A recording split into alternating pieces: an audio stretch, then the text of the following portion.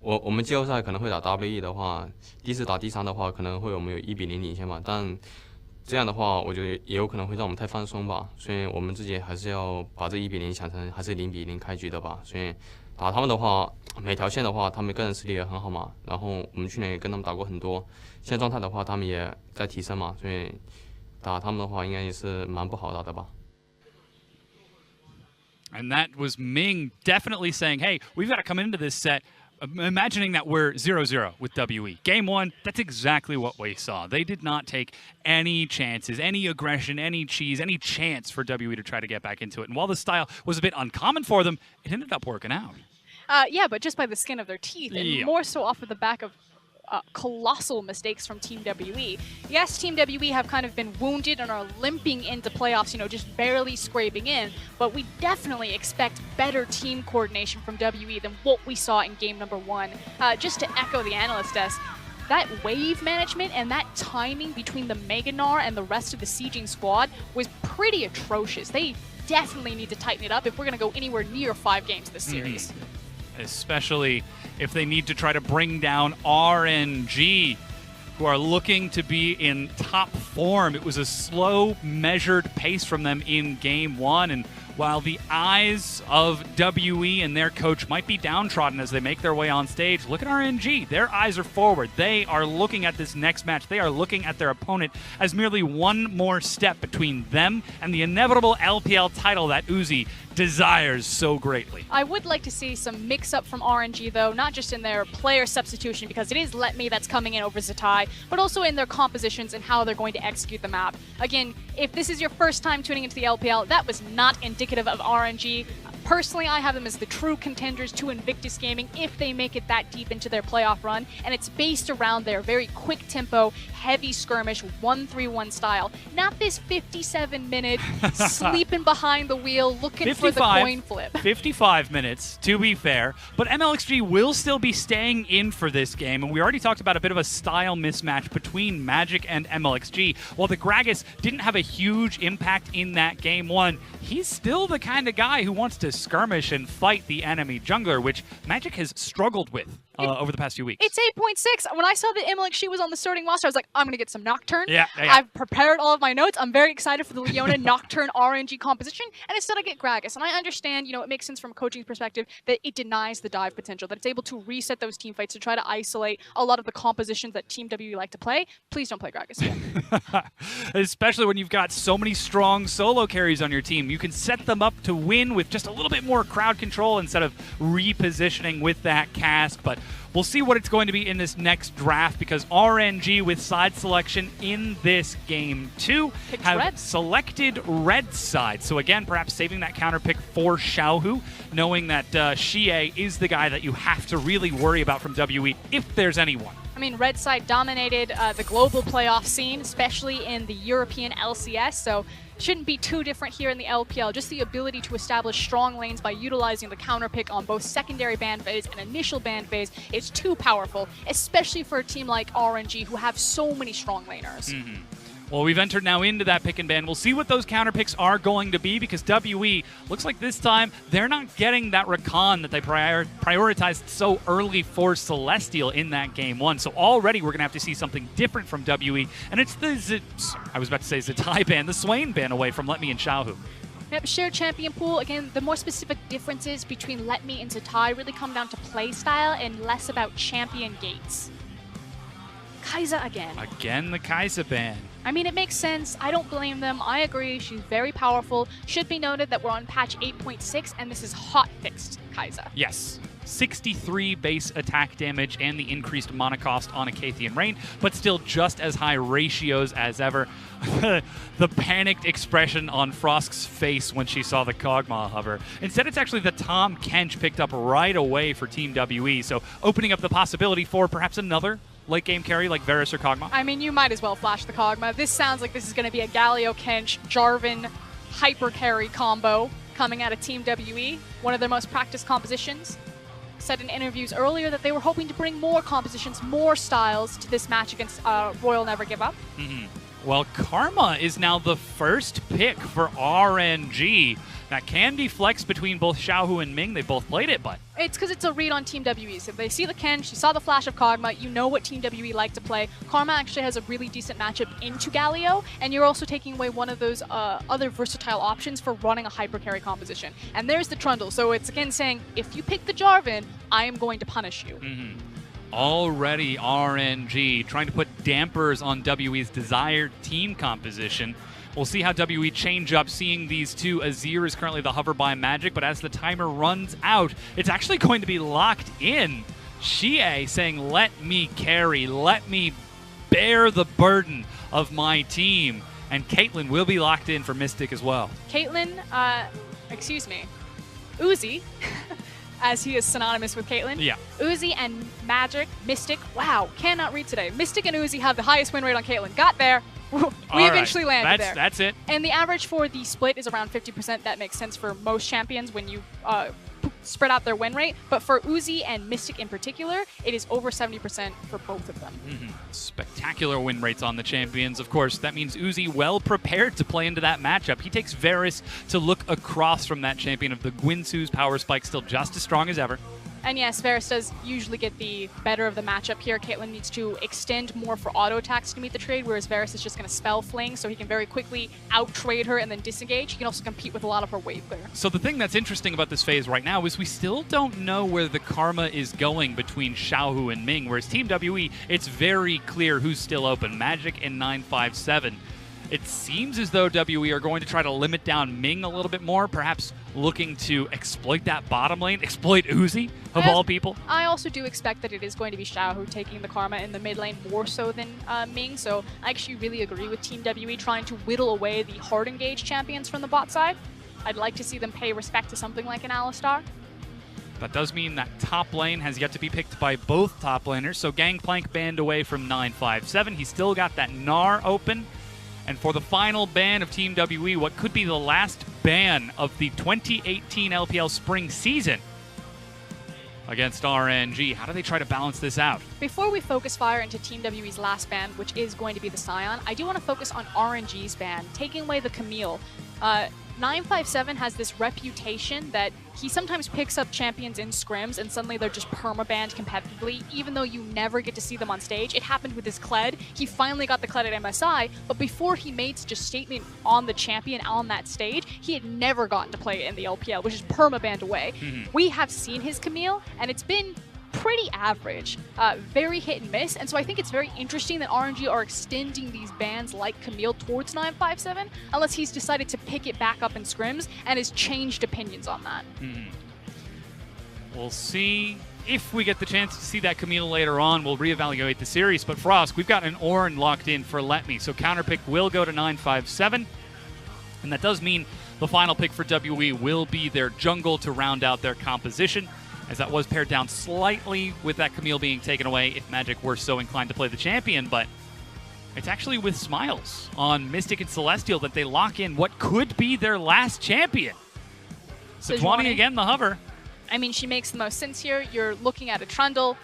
It's never going to be a great time for the jungle. Trundle is exceptionally good at dueling and dealing with most junglers, but at least with Sejuani, you have the utility that you can fall back on. You still have heavy skirmish potential, and especially in 2v2s, depending on how the CC layers, you should win. Yeah, and we've already seen Magic in that game one, keeping pace with MLXG. They butted heads very early on for jungle control, and it did dissolve without any early kills. This time it could be a bit more exciting with the likes of that Trundle, as Zoe going to be locked in for Xiaohu. So this is something a bit different from RNG in this game too. You called it, Dom. The Karma did flex down into the support position. Now, Zoe, of course, has gotten changes about 2 patches ago. She hasn't been brought back into the echelon of top tier where she was earlier on in the split, but we do have a lot of Zoe players that are running around the LPL. She crops up more here than she does globally, and Xiaohu definitely fits into that wheelhouse. Also, one of the few champions that can outrange the Azir. I know that Korea has experimented with either the Xerath or the Vel'Koz, you know, these other long-range options into a champion like Azir. But in the LPL, we like our assassins. We have a beautiful relationship with them. Yeah. So Zoe fits. It certainly does. Coaches now shake hands as they make their way backstage, and WE, they might have suffered a very painful defeat in that game 1. From what we could see of the player cams, they actually had some smiles. Xie with a bit of a cheeky grin, Mystic also showing some teeth as well. So WE don't look entirely defeated and out of this series just yet. They're going to need this momentum going against an aggressive RNG. Zoe for Xiaohu in the mid lane. Ornn going to be taken by Let Me. That enables so many different engage possibilities for RNG in that mid game. Will WE be able to compete with RNG in this game 3, or will we find ourselves at the end of a 2-0 victory for RNG? Could have a very quick day, possibly, but game number 1 was quite long. RNG have drafted up, again, another 5v5 composition, so still not going towards their signature style, still showing a new face on day 1 of playoffs. And again, the Mad Dog across from his rival, the sleepy Korean Uzi versus Mystic. The best AD carry in the league, hands down, against the only person who has really given him trouble over these past few years.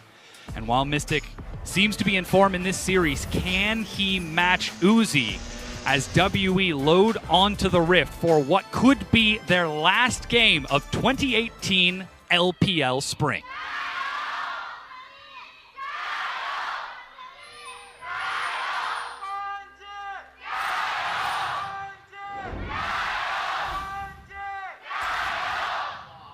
And we have an Infernal Drake to kick it all off. So Team WE's competition. You've seen this a million times in League of Legends. You know exactly what's about to come out of my mouth. It is level 6. It is team fight. The potential between Kench, Shen, and Sejuani, once they have those ultimates to find and create massive chaos and massive explosions over this map is very high. And that's the big window that we're going to be looking at for WE. RNG on the other side, they have the Trundle. So how much damage can MLXG cause to Sejuani to delay that or to offset them? We certainly will see, as MLXG already seems to be prepped for an invade. There are question mark pings. Xie will spot this. So this is a red buff steal as Magic is starting out on that top side of the map. He's already getting a leash from 957. Yeah, and should be noted that Xiaohu stepped up. He placed a ward onto his own Raptor ramp, so if Magic decides to immediately run to MLXG's red, he should be spotted. MLXG now steps up to the Raptor camp. Looks like he's just going to do a full swapped clear. Keep Magic on that top half of the map and allow Uzi and Ming to try to control the bottom. And now you're splitting and creating a strong side of the map. And like you said, it's about the bottom lane. Yes, Uzi and Ming are delayed into the lane, but it's still a Varus Karma, one of the most obnoxious 2v2 lanes to ever face across. Early laning phase shouldn't be too exciting down here unless there's any major mistakes or challenges. But we'll see how this plays out as Celestial happily trades with Ming and the wave pushes in. Already you can see Uzi and Ming taking control over those minions. And Celestial and Mystic unfortunately just have to take this one because, again, the map has been split. It automatically is going to give priority to Uzi and Ming, knowing that their jungler is not going to be anywhere around this side of the map. I do want to quickly touch, though, on Ignite. It doesn't seem big. Unsealed Spellbook means that you have the Ignite on 8.6. The Ignite base damage has actually been adjusted. It's gone up. And the Heal Summoner spell cooldown has also increased. So trying to give more power to all it engages doesn't mean so much for a Caitlyn or a Kench, but for the things like the Alistars that we're still seeing with Unsealed Spellbook in the LPL occasionally, does mean a lot. And over the course of this series, we have a lot of all-in, playmaking-oriented supports, and I want to see how those 8.6 changes can add a different dynamic to the bot lane.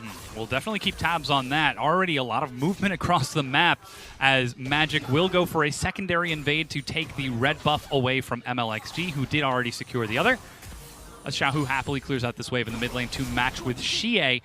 And Let Me even defending the Krugs on the top half of the map. MLXG with his second invade has already taken Raptors and is controlling the Krugs, so we're starting to see a bit of a tempo lead for MLXG. And how this tempo lead will overtake the rest of the map is that Caitlyn is still a 3-item 80 carry power spike, and Varus is still the 2 with the new Rage Blade on 8.6. By denying the Caitlyn creating the strong side of the map for RNG, it means that she's unable to kind of bypass that power trough that she would have in the mid game by snowballing objectives. Because what Caitlyn comps like to do is their fast push compositions. They take the tower immediately, they start snowballing, rotating around the map, and then really bypass any weak zone for Caitlyn because she gets all that supplement gold from the towers. So by doing this, it's just delaying Caitlyn's power trough, and it means that they will be forced to play through it, and Uzi is going to be infinitely stronger. So this is the window of power that RNG are creating from minute 1.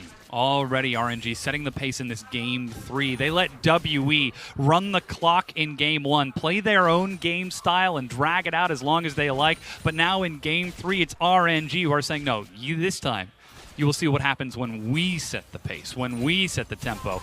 Will Mystic be able to keep up? Already Celestial is trying to save him from this harass down here. And look at the CS difference, 9 full minions ahead. And the biggest damage is the fact that he doesn't have his pot. Yes, he's sitting on the Doran's Blade. He knew it was going to be rough, but eventually he's going to have to take it back and lose a lot of gold here. Uzi is ranked #1 in first tower participation, so it looks like RNG are back to their old tricks and are going to break this. Even Celestial looking for the recall. Piercing arrow might be ready for Uzi as the wave crashes in.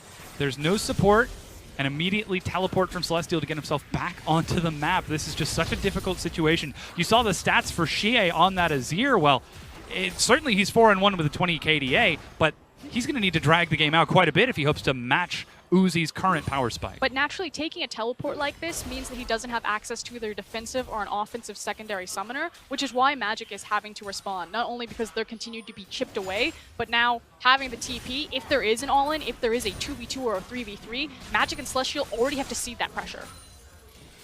And still the wave pushed with Magic. They know that he's missing, which gives more time for MLXG to maneuver around the map.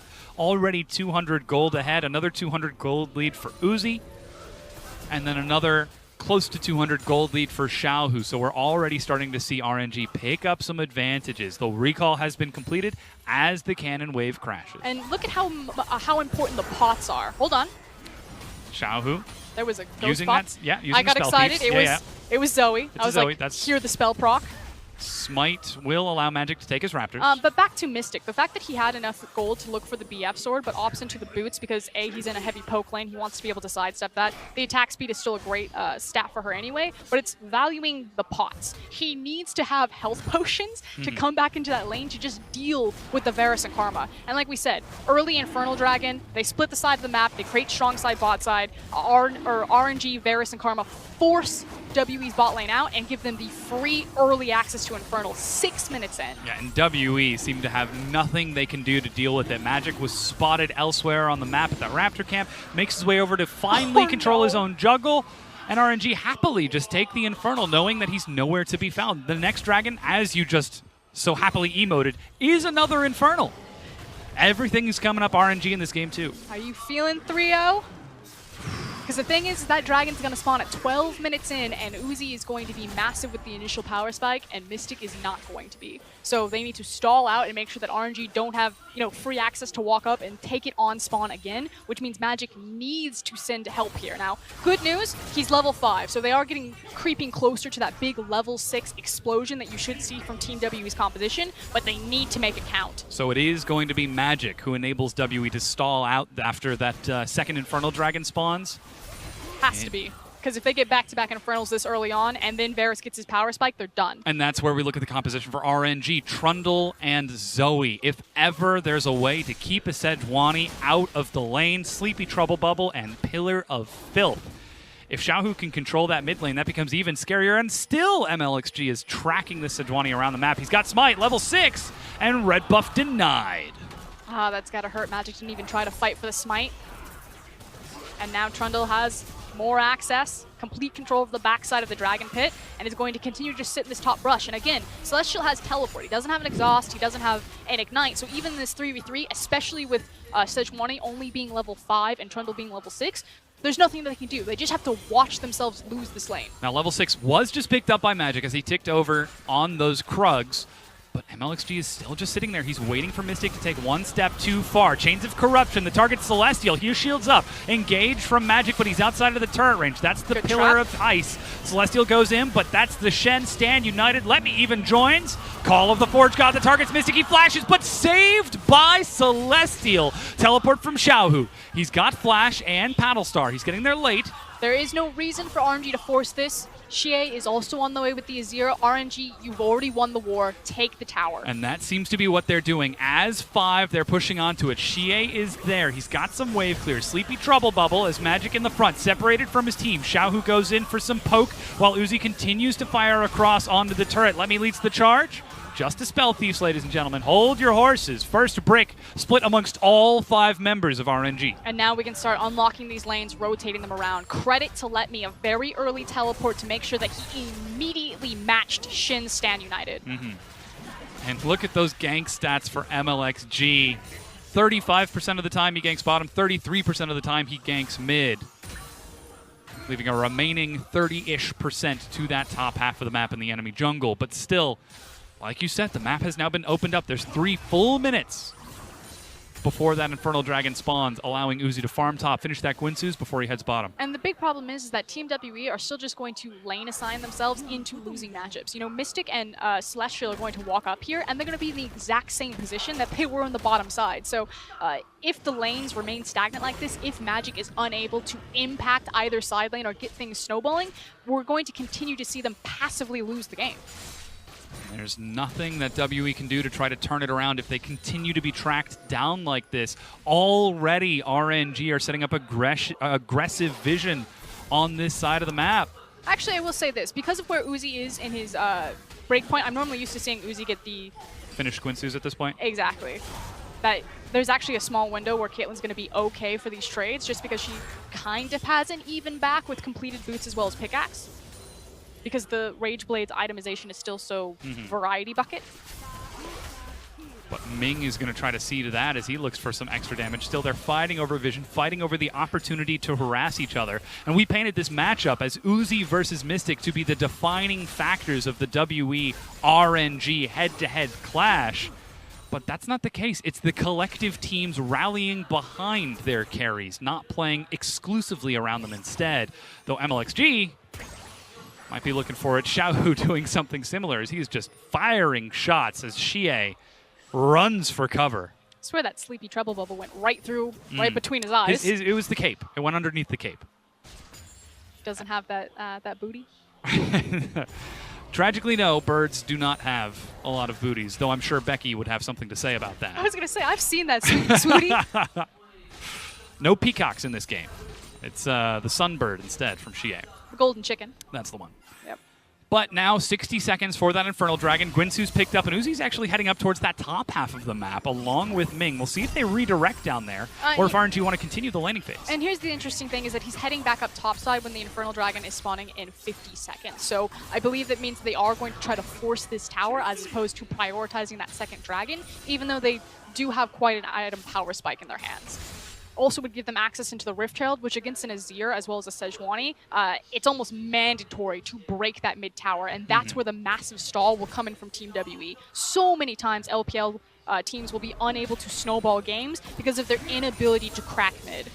Especially if Mystic is on that Caitlyn and is allowed to inevitably get gold. Ooh, the turnaround. Oh, but he missed it. Xie, you know how portal jump works. You've played Zoe.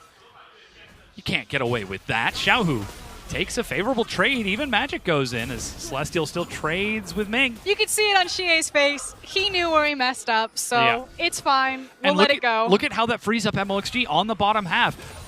Let Me is pushing into the tier 2. MLXG is there to support him, stealing away the Krug, setting up deep vision. Infernal Dragon is up off the back of this, and that Sleepy Trouble Bubble just hit. Ooh, big hit. Not enough, though. The Paddle Star is turning into a Paddle Sun.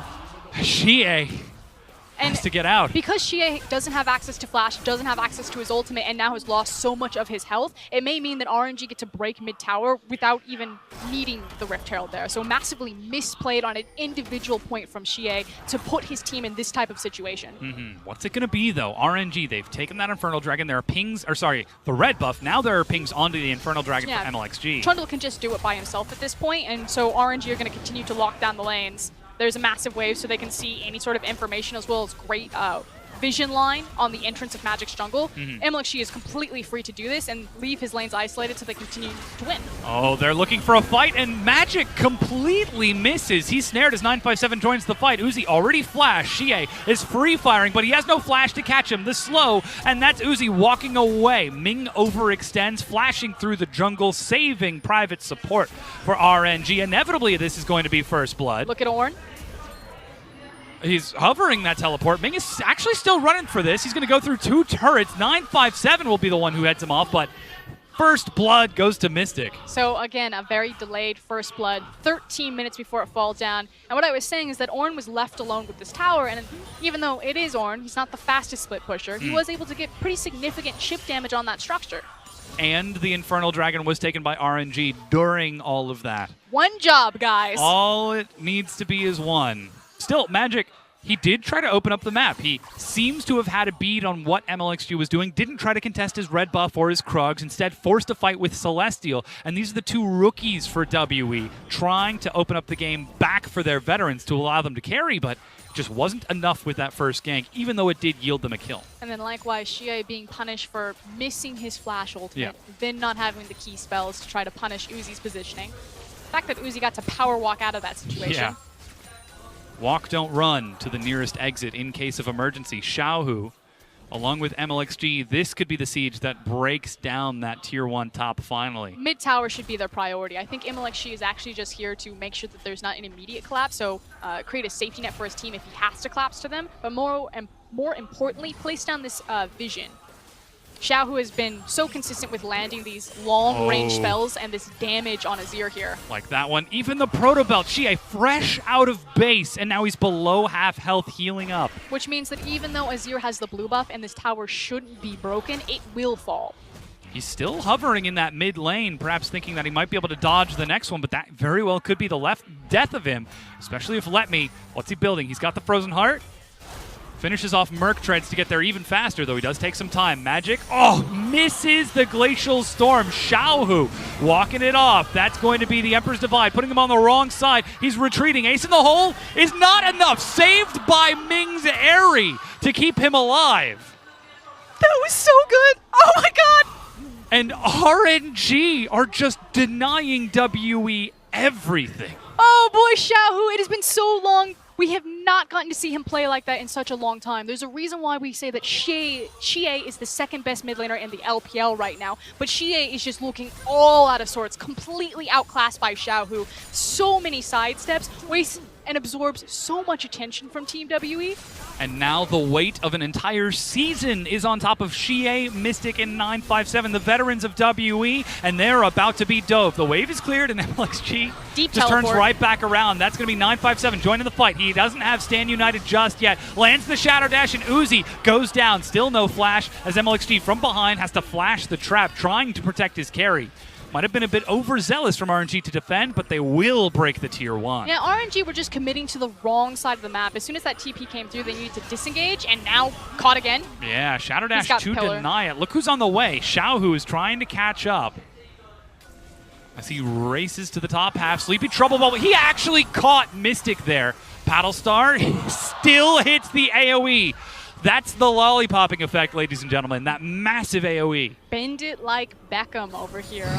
Zoe in the mid lane. Again, RNG, there's no reason for them to be this far forward. So despite the fact that they are playing a relatively clean game number 2, you can still see where they're making some of these key errors. This is now twice that they've been caught with their pants down, especially overextended the top lane. You're going to get the free mid lane tower. All you need to hunker down is play safe. Allow your team to snowball. So many times we've seen Uzi focus so much on the play in front of him instead of what's going on around, which leads to ganks, which led to the RNG EDG Game 5 in the LPL Summer Split last year. This time it yields a kill for WE, but still RNG seem to be playing around that as they break down all of the outer turrets 18 minutes in. Unfortunately, oh no, MLXG did manage to pick up Rift Child. I was going to say, unfortunately, we didn't get the Rift Child, but it's MLXG. I should have known. He's obsessed with that buff. He's the #1 jungler in taking it, has access to Rift Child, and if they could use it bottom or mid, that would be best case scenario. Red buff stolen away again from Magic as MLXG is just flexing on him here. There's still a third of the duration on that Rift Herald buff, and with 3 members mid, a Zoe top against 957, who's now forced to deal with it. And we finally have it, the 1-3-1 that we've been talking about. Xiaohu on an assassin who has decent mobility in one lane. Let me teleport. He's just going to be that unmovable brick wall in the other lane, and then the Karma Trundle combo. It is going to be so difficult to attempt to engage or move forward onto Trundle and Karma between Pillar and the speed up. Now we do see a ward being cleared out by RNG. Xiaohu still fighting over vision, trying to bait WE into this. Infinity Edge has been finished by Mystic. He's also got his boots too. So we will get some attack speed in this long fight, but can he keep up with Uzi's damage? Can he keep up with Xiaohu's? They just decide to give it up instead. Even the Sun turret in the mid lane broken down as a result of this, and blue buff taken by Xiaohu. WE are bleeding out against RNG. And it's going to remain this way for a very long time. Team WE's game plan, like you were saying, can Mystic keep up with Uzi? It's going to be a long time before he's able to do that. Uzi now has completed his Wit's End, has his Rage Blade available, and the Baron's going to be spawning soon. We say this all the time. It's the demanding meta in the LPL. The Kog'Maws, the Varus, you grab this 2-item power spike, and then you immediately run towards the Baron, and you dare the other team to try to stop you because they believe that they're strong enough to take the 5v5. Will RNG be able to play around that? Rift Herald now used in that mid lane. The Mystic Deep Herald. still clearing a wave up top. It was about to time out in MLXG's pocket, but he uses it, and they will clear out the wave as well. They're actually stalling it on the minions, giving WE time to set up a defense. What does this open up for? Xiaohu is actually racing down the mid lane. He's got Ghost, and he's used it to try and catch up. This has turned into a siege, but WE, they've built the fortifications. Can they hold their ground? Celestial takes the hit. That's Call of the Forge God. Naka will still be able to collide with Mystic. He's solo. Chains of Corruption doesn't catch, but the tier 2 is just brute forced by RNG. And the fact that no response comes in from Team WE, they didn't attempt to look for a flank, and it's because Xiaohu is consistently hitting these key spells. He finds the CC, he finds the massive damage on Mystic, and it just means that there's no option for Team WE. And that's the tier 2 broken. Look at the vision control from RNG off the back of this. They know everything that's going on this side of the map. They're going to take the Ocean Dragon, and while 957 was able to split push and get the first turret for Team WE, that's just a poor pittance compared to what's going on. Oh man, you have got to be careful. Team WE are effectively rolling over and dying in this series right now. I cannot believe some of the mistakes that they're making. The fact that a Deep Herald spawn is able to just be walked down mid lane and siege a proper tower. And held on a minion wave. This is not the WE that went to Worlds 6 months ago.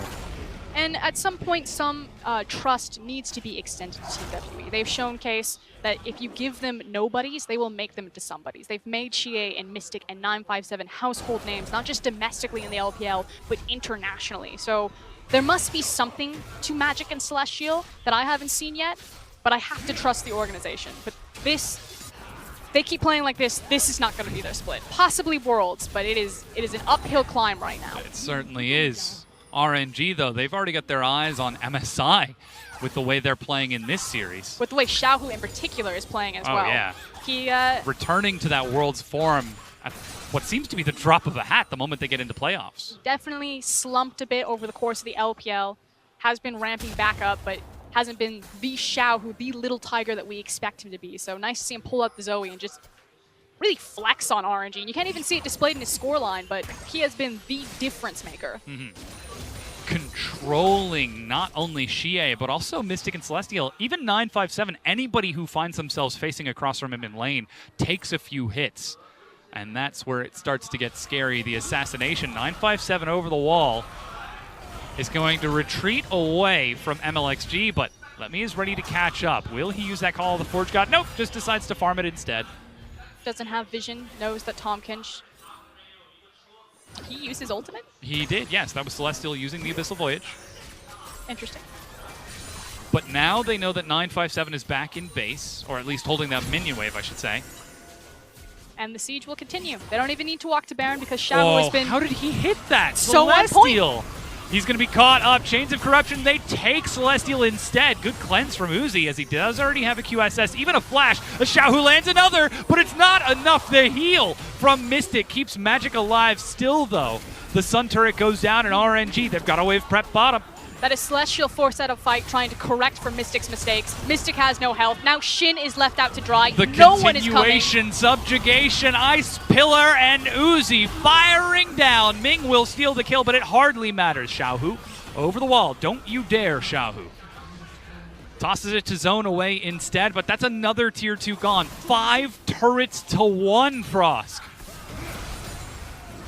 And they don't have the Sejuani ultimate, so they are fish in a barrel underneath this tower and have no response. Keep doing this. Xiaohu. Yes, you can't. There's nothing. What are they going to do? How can they stop him? What is his hit rate on these spells? He has got WE down. He has got them read like a book. I know where Caitlyn is going to be. I know where Azir is going to be. I am going to poke them away, and we are going to take their turret. And naturally, your only option when you face such a heavy poke composition as a Zoe, Karma, and Varus, and let's be real, it's just the Zoe, is you must engage before you lose the health. Unfortunately, because of how far behind they are on the clock, like 36k to 42k, Caitlyn's power spike versus Varus' power spike, they'd have to A, find the perfect engage, and then B, they're also not being proactive about it. It's the 2 new rookies, the Tom Kench and the Sejuani, that need to take the saw them look responsibility for it. They hopped over the wall, but Magic missed the Glacial Storm, and Celestial overshot the Abyssal Voyage not once but twice. And Xiaohu, even so, to cover himself, should he make a mistake, has got the Banshee's Veil. I like how they just spare Mystic. He's not worth it. We are here for the Baron. You have to send a survivor back so that WE know not to take the fight with tell RNG. the tales. Just like the great defense at 300, someone has to tell the tale. And Mystic, while he might still have both eyes, he won't for long if RNG keep firing like this. Because 25 minutes in, Banner of Command has been picked up for 957, which should stall out Let Me a bit, but can they look for an opportunity? Can WE find something? Well, you can see that 957 has been pulled from the bot side, so trying to find another flank play on Xiaohu. That's the target. He's got no summoners. He's swept back by the edge of the Emperor's Divide, and they do indeed. They do find something. But Let Me with the knockup. He's teleported in. Mystic has joined. Uzi racing to catch up. MLXG walks away, and Uzi will escort him to safety. Meanwhile, Let Me flashing away from the rest of WE as RNG group. An important factor is that it's not one of the new members that eventually takes the burden of Team WE and finds the engagement. It's the veteran from the top lane. 957 having to play the entire map to get Team WE to do anything. Pillar of Ice used to try and zone away, but WE will break down that mid-tier 1. They're finally on the map. They're finally on the board. But they're still 5,000 gold down. Collapse from 3 different directions is what it takes to finally catch him. I can imagine those calls. Xie saying, go, get him, 957, making such an early rotation to try to be there for his team so he doesn't have to use Stand United. You can very clearly see the fingerprints from 957 and Xie as they are puppeteering Celestial and Magic. And that time it works out as they get a kill, but Baron's been up for 7 minutes. And RNG still have control over that side of the pit. You can see how dangerous it is to step forward for WE, especially now that Xiaohu is building toward a Rabadon. Good news, though, is that we were talking early game about, RNG's game plan. This massive window where Uzi's going to be stronger than Mystic, where they can try to force fights. And yes, they've sieged a lot of the map. They've continued to snowball, but Team WE haven't lost the game and are now inching towards their breaking points. And this is what it's always going to be about. They need the 45, 55-minute game for the Azir and the Caitlyn to take over. We do see Void Staff completed for Xie, so he should be able to get some damage onto Let Me and Xiaohu. Nearly 3 items on Mystic. He is almost there. But do they have the time to continue dragging it out? Xiaohu is just hounding for picks. Uzi will pick up a second Ocean. That gives even more sustain to the RNG roster. Also means that the Elder is going to be that much more terrifying down the line. 4 Elders, yeah. Sorry, 4 Elemental Dragons. No 4 Elders just yet. Please no. And a Mountain will still spawn up next. So we're not seeing triple Infernal, triple Ocean. We're actually seeing a good spread out of this matchup as the RNG has worked out really well for RN. MLXG taking the Wolf Cap. Don't look at me like that. No one would have known. I mean, people who know me Yeah, do, but you had to look. it's okay. I've gotten some magic puns in there. I've heard. I'm surprised. You're supposed to be the D&D guy. They have a wizard on their team. It's Celestial Magic and Mystic. Look, the atmosphere is right, but you've got to wait for the right situation. From downtown, the Sleepy Trouble Bubble, looking for Xie, but not finding. Let Me doesn't have teleport. He's holding on bottom. WE are trying to clear some vision. And if WE play this one close to the chest, what should happen is that Team WE won't be able to enter any of these choke points because Xiaohu has just been so on point with these Sleepy Trouble Bubbles, which means that, again, responsibility comes down to Celestial. He's the Tom Kench, and he's the primary access into RNG's bot line or back line around these choke points. So they need to have a very crucial Abyssal Voyage here if they're going to get anywhere near this pit. And this is, again, where we contrast the new rookies for Team WE. Celestial and Mystic have played 30 games together on stage, 31 with the last game. I have a feeling that they're just going to walk into a choke point, though, and someone's going to get blasted. Yeah, very well could be. Banner of Command utilized bottom as 957 tries to group up with his team, but he's got a long trek to go. They're fighting over blue. Smite, I believe that was Magic who got it. Looking for those windows where Zoe throws her cooldowns for a possible counter engagement. Watch Magic. Over the wall. Magic is ready. Xie forced to dash out. WE slowed by the Pillar of Ice, but that's not going to stop them. And that's something we haven't gotten to talk about is the combo between Trundle and Zoe and how much easier it is to land those Sleepy Trouble Bubbles and Qs when you have the Pillar of Ice there. And look at that, following one up with another. Xiaohu starts to find damage. That's Call of the Forge God. They're stacked up. Celestial still eats the knockup. Spits Mystic out back. Celestial running. Mystic slowed and snared. Xiaohu chases. They're all grouped up, but RNG can't quite catch them. Xiaohu is the only one who can close the gap, but he doesn't find any kills. And RNG race to the Baron. Losing a lot of health. Celestial is backing with Sejuani, however, has access to Abyssal Voyage, so it's going to be a little bit of a shorter path as they'll use that one to close distance, and the rest of Team WE just need to stall.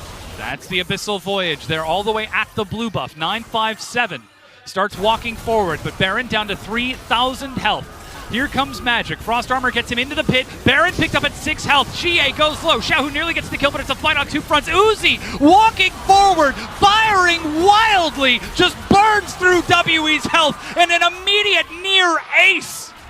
And you can see Coach Hart and Coach Kesman already celebrating backstage, almost a complete whitewash. And yes, Uzi picked up all of the kills and the damage there, but he did it flashing the Shen taunt. And look at that. Karsa doesn't even need to be called into this series. As with the Baron, RNG are now 8,000 gold up. They have got a huge gold lead, and while the game hasn't been finished just yet, they have shown they can take the fights. They have shown they've got the picks, and WE, if they want to try to scale it out, it just became one heck of a mountain to climb. And this is the thing, you're going to see a very clear difference between Team WE and RNG and how to close out a game. Take notes, WE, because RNG are one of the most devastating teams in the LPL. Once they acquire a Baron, their ability to close out is about 3 to 5 minutes.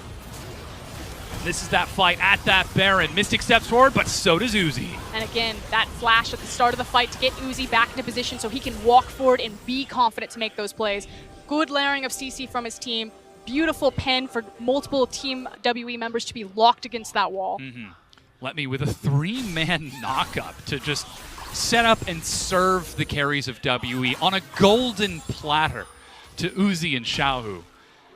And again, RNG are so devastating at closing out games because of their ability to coordinate waves crashing simultaneously, which is exactly what Team WE struggled with in game number 1 of this series. They were always mismatched on their Mega Gnar bar, and when the waves were crashing and sieging at multiple angles, RNG never had that problem, which is why Ryze is one of the key picks for them, the ability to use the dropship. It's not Ryze this time, it's Zoe, but watch how they set up these waves, watch how they siege. Now the trap line has been placed by Mystic. He's able to zone RNG out just a bit, but as you said, the bottom wave is synced up and crashing at the exact same time. Now, it will be a bit of time for WE to get there. That's a Mystic eating a huge hit. Call of the Forge God. The target, Xie, not Mystic. He dashes back to safety, but with the 2 carries gone, WE lose the inhibitor. No hesitation from RNG. and they've got multiple waves coming in. It wasn't just about mid and bottom, it was also about the top wave, which you can see is still building. It's going to be massive, it will crash. They'll have time for one wave to hit mid lane, take some damage here, and then rotate towards top if they want. It's being built up. A big hit onto Magic. That Rabadon's Death Cap is doing absolutely massive damage. Another Sleepy Trouble Bubble. The distraction. Mystic's actually doing quite a bit with Xie. Lemmy and Uzi are forced to back off. Ming died. And still Xiaohu is hunting for picks. Abyssal Voyage. And Lemmy just flashes the wall. Nobody even went with Celestial. WE are falling apart at the seams. Hold on though, Magic has ultimate, is actually slipping up underneath RNG. Uzi hits the slow, but it's not enough. Teleport's ready from 957, but he can't get the flank from behind. Mountain Dragon spawns, and while it's not the full inhibitor take that RNG wanted, all 3 inhibitor turrets are broken, and Mountain Dragon is taken off the back. And an uncharacteristic misplay. Look at the massive wave that Azir is now collecting on the top side. If RNG had played that cleaner, if they hadn't lost so much health to, I believe it was Xie's Azir that was doing all of that damage to them, then it would have been so much of a more devastating closeout as we take a look at it. So trap line, yeah, it's Azir. Xie gets his 3rd Sand Soldier, and they all just stack up happily for Xie. Just minor mistake, disrespecting. It's not even a minor mistake. Well, sure. Because at this point, you're round 1 in playoffs. We want RNG to make a deep run into the playoffs. They are our semi-finalist teams. You know, kid gloves are coming off. I'm done with the minor mistake. That should have been a game end. And RNG, they have higher standards, and they've shown tape where they could have closed on a moment like that. But to make a mistake, to walk onto the Caitlyn traps, to just get blown up by Azir, that is not the RNG that's going to make a deep run. Well, luckily they've got a 2-game buffer in this series, so they can afford a bit of flexibility. But still, they have to close this out. The inhibitor turret is still standing. I was actually incorrect, but barely. Seems like it'll take 1-2 autos at most before that thing goes down from both Xiaohu or Uzi. And with Super Minions pushing bottom, keeping 957 occupied, RNG are free to play multiple waves. Yeah, and why it's not a minor mistake is because of the momentum that they lose. Because you're still looking at a Caitlyn and a Azir, which are very difficult to siege into, so you almost need the Baron timer to make it worthwhile, unless Xiaohu starts hitting more of these, devastating chunks, which is possible, but in a perfect world. MLXG leads the charge with Frozen Domain. Xiaohu keeping 3 people busy mid as the top inhibitor is broken. Pillar of Ice prevents WE from rotating in time, and though the wave is cleared out, Xiaohu is still chipping away at that turret.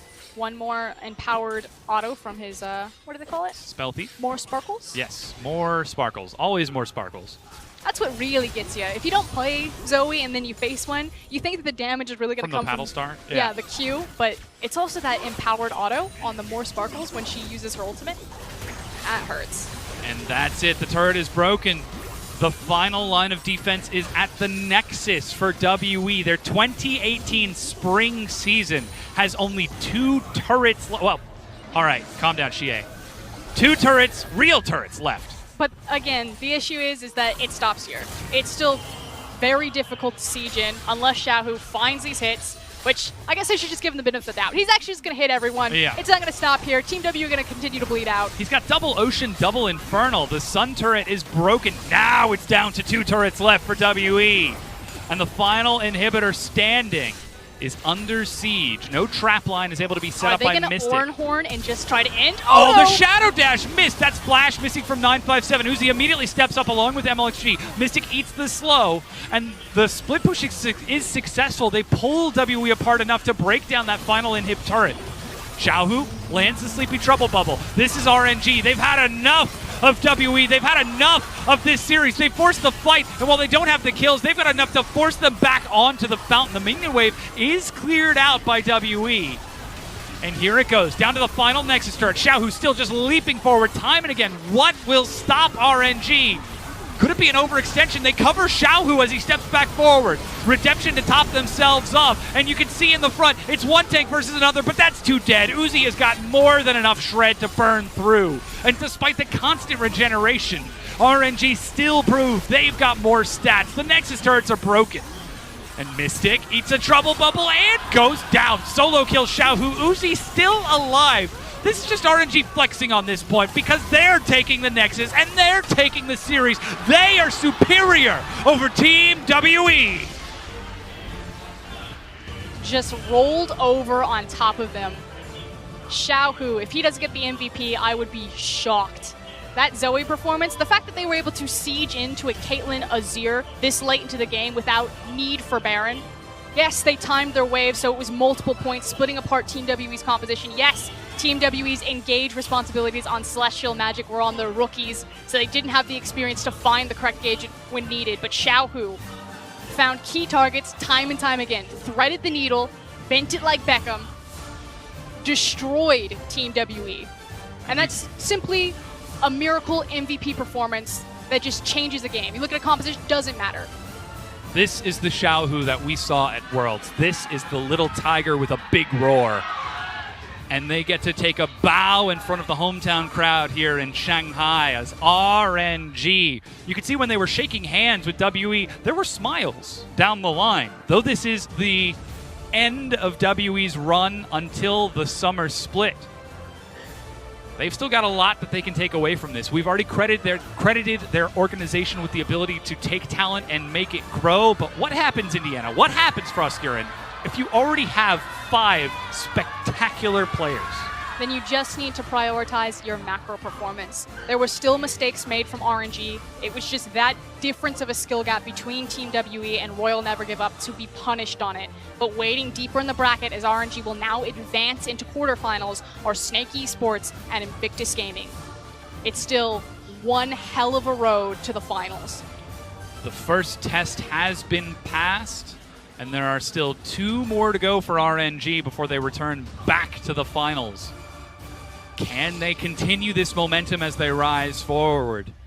Because if they continue to have performances like this game too, I think the answer speaks for itself. 38-minute win, 13,000 gold, and look at the damage that Xiaohu did. Those are skill shots, Froskuren. Those are not point and click.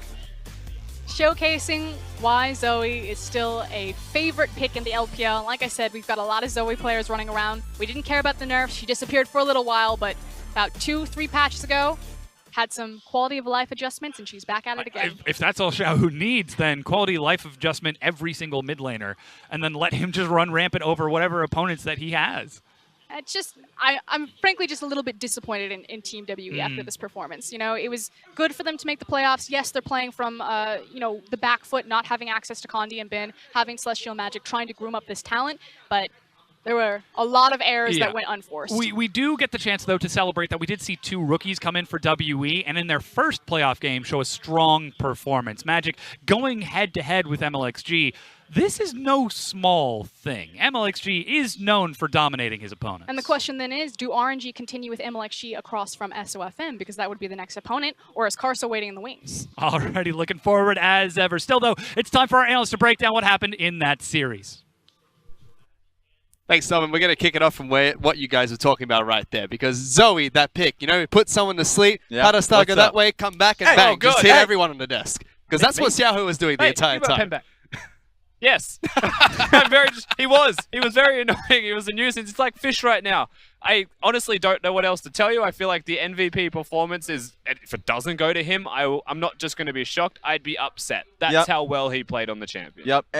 He was playing well. I want to talk about the setup a little bit more just because of the fact that bottom lane was struggle street for WE. It felt so hard for them just because the matchup was going to be the Karma and the Varus. And we've been seeing a lot of support, or at least mage supports, coming out of Ming. This is the first time we get to see it in the playoffs, of course. And I don't know how they were able to get out of it. I mean, I felt like you saw the boots, secondary boots pick up, of course. Pickaxe. The pickaxe after that. He was on struggle street. Yeah, and I do think most of this does actually reflect through the draft and the changes from RNG. Because I feel like what was missing in game 1, perhaps even a reason they should have lost that first game, is here in the second game. It exists and it's actually a prevalent feature. They had a controlling bottom lane. They had a pushing 2v2 down there. The Karma was an early rotation, so they could have flexed it to mid lane. It's something that gets banned away from them in game number 1. They early rotate. They acknowledge that they will take that lane no matter what happens. And if they push in against Team WE, who showed how slow they want to play,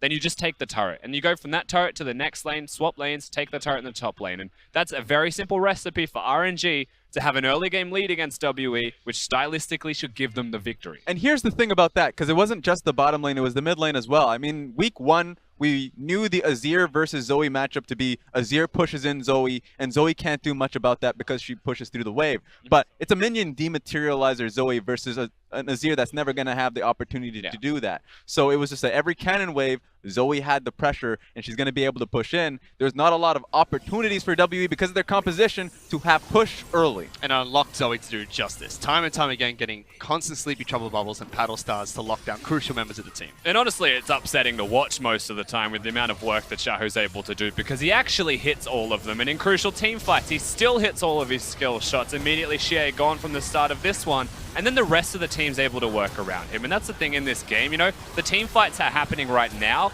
but this was the straw that broke the camel's back in the end. They didn't even need to team fight. That fight happened because Xiaohu chunked them all out, and they ran from Dragon to Baron because they were too low to stop them. Yep, and I feel like the first step, which was the drafting, allowed them to have the vision control, and the vision control allowed for Xiaohu to just be able to get the snipes like that. So he was playing phenomenally, but it was the team's strategy, the stream's play around their vision control that allowed him to thrive. But he was still the one that picked up MVP in game number 2. Not only was he able to pick up and get MVP for the Orianna performance, does so as well. The Zoe and RNG pick up the victory off his back.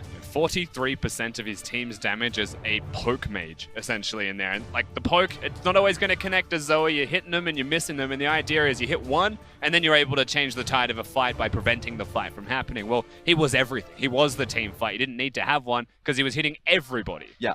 And it felt like, honestly, of course, a lot of audiences, or at least just a lot of applause in the background, that they were trying very hard to upset that mid lane. They were going for the ganks mid lane frequently onto Xiaohu, but Xiaohu was able to survive off of one of them, and he made it very difficult off the rest. So he was very strong defensively in that lane when WE were trying to fight back. He certainly was. He was able to pick up 2 MVP performances in the 2 games that RNG played today. And we actually have Clement Chu standing by with him for an interview. Hello, ladies and gentlemen, and with me right here is the double MVP Xiaohu from RNG. Xiaohu, 你可以跟大家打声招呼吗？ Hello， 大家好，我是RNG的中单小虎。 And the first question I have to ask you, because this has been something of a secret pick for you, the Zoe. How fun was it to play on that Zoe in that game 2? 就你刚刚玩的那一盘的话，你最后玩这个左翼到底玩的有多痛快？就大概像就是比如我拿了一把狙击枪，然后再按出一直瞄着对面，就很爽。Xiaohu's answer is like, it's kind of like holding a sniper rifle and waiting in the dark and taking pot shots at people. That's how fun it was. Okay, I have to move on because in this series, we've seen you hold on to the last pick and counterpick Xie both times. Now, Xie has had a much higher profile this season in terms of his individual performance. Was that a strategy going into the series to have you hold on to that counterpick and try to neutralize him in lane? 我想问你的第二个问题就是说，因为你这个系列连续2场都是红边最后一选，然后来 counter Xie。那我们也知道Xie这一季其实他的个人表现呼声其实非常非常高的，这算是不是一个教练给你们的一个战术，让你去 counter 他呢？也没有特别战术，我们红色方就是经常喜欢选一些比较奇怪的东西吧，就不管哪个位置可能都会有出现 counter 的情况吧。然后今天就刚好给我就是2个 counter 位，然后我也就发挥还可以吧。Okay. Xiaohu's answer is that, well, on the red side, we like to pick a lot of strange things. It really wasn't about me specifically. We just wanted to throw a counter out there. And this time, this series around, I put out a good performance. My next big question for you is that this split, Karsa has played more games over MLXG, but for this series, he played both times. Can you explain kind of the difference between playing with Karsa and playing with MLXG? 你可以跟我们稍微解释一下，就是你自己跟 Karsa 在搭配的时候，跟香郭老师在搭配的时候，这个感觉差在哪里吗？香郭的话，可能就是比较自己想法多一点嘛，然后入侵性强一点，然后卡塔的话就是一个乖小孩，就比较听我的话。Okay, so Xiaohu's answer is that MLXG, he usually has his own thoughts and he's very aggressive. He likes to go on his own adventures. But for Karsa, he's more of a good boy and he listens to what I tell him to do. So my final question for you is that, of course, you're looking at a series against Snake next. Do you have any thoughts on the series and how are you guys going to pull out a victory there? 就最后一个问题的话，你们接下来要去对战的是这个蛇队，那你们打他们这个系列，你有什么样的一个想法？那你们要怎么样取胜？就是从我中单来看的话，我觉得打 Snake 就是不会比打 WWE 压力大吧，所以说，不过我们要全力准备这次比赛，就是争取能比较完美的赢下来吧。你这个意思是说郭郭可能没有戏？就是因为W 的打野就你懂的。Okay, so Xiaohu's answer is that playing against Snake should, from a mid laner perspective, should not be as hard as playing against WE, but we still need to put out very good performances. I then asked him, are you saying that Xie and Guo Guo, there might be a difference there? And Xiaohu's answer was that, well, you know WE's jungle. You understand what I'm talking about. So that will be all for this interview. Back to the analyst desk. Spicy words from that man, not only towards the spicy hot button, so he just called Casa a good boy and criticized Magic all in one interview. This guy's an anti-jungler in all regards. As a true mid laner should be. Let me tell you, I remember back in the days when Raptors were mine and junglers took them away from us. Raz, it's tough times now. Yeah, it's tough. It's tough. This guy, he's going to get it. This VOD is going to go out there. People are going to see this. Well, I know now that he's going to go back and play solo queue and do the Raz special, which is never give the mid laner blue buff ever again. He's going to take that he's just going to take that one as well now. I just win the game. Except for Casa. Casa's a good boy. He gives blue buff over towards Xiaohu. But we just heard from the double MVP there. RNG now advanced into the next round as well.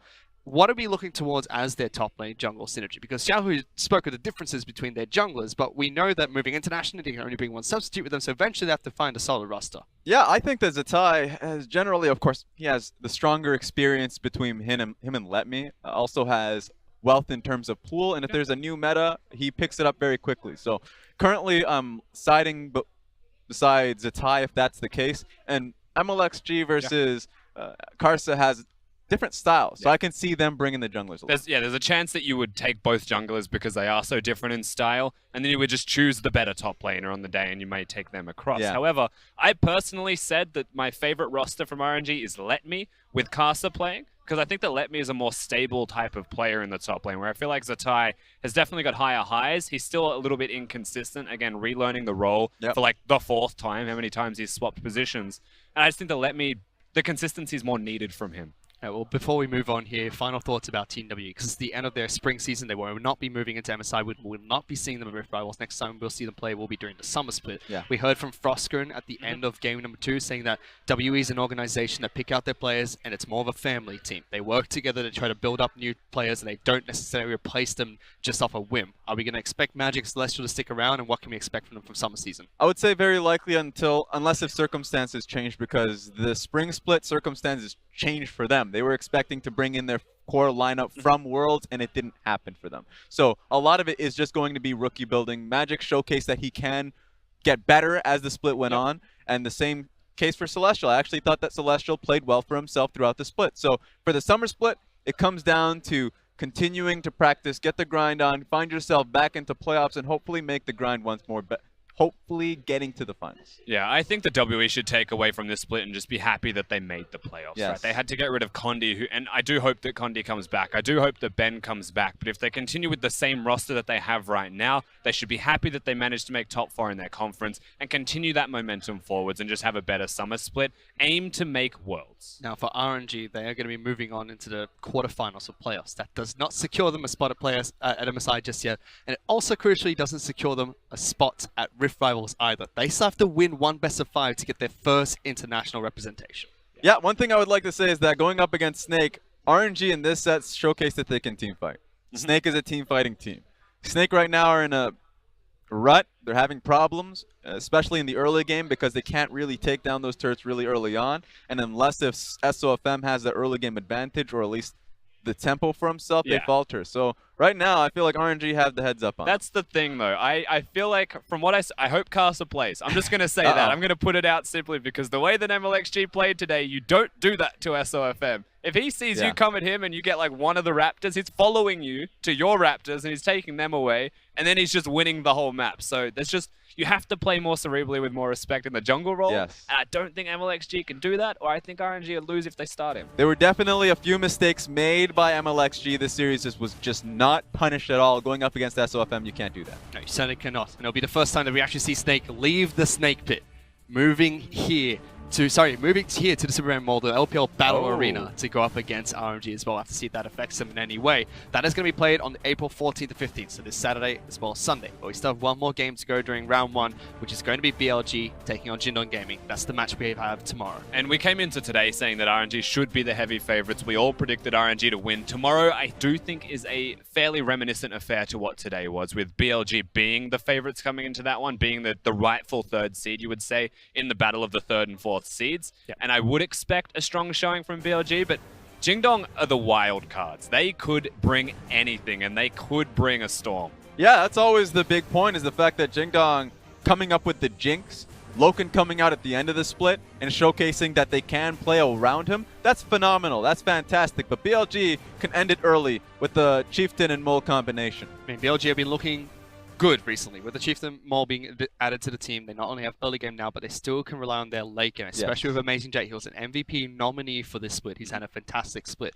If we are going to look towards JDG upsetting BLG and picking up the victory in this series, who do we look towards on their team to do so? For Jingdong to upset, I feel like, you know what? I would say the mid lane has to do something special in this case. I know that someone has to step up, right? Yes, they do. And I can't name a particular person besides Loken that is stepping up currently. I think jungle mid maybe, but I would say mid lane specifically just has to be there on the day. I would say it has to be Zoom for me, just because going up against Amazing J showcased that he's going to be playing more tanks frequently. So if Zoom could showcase that he can either have stronger impact in the team fights and zone out the back line, or if he just play split push and at least keep Amazing J down, lock down the shot caller, you have your chance He's at the solo series. kill god. There we go. Well, thank you for your input and your time, gentlemen, but that's it for the show today. Reminder, that match is going to be on at 5 o'clock Shanghai time, BLG taking on JDG on this stream right here. But that's all from us here tonight. We'll see you guys tomorrow.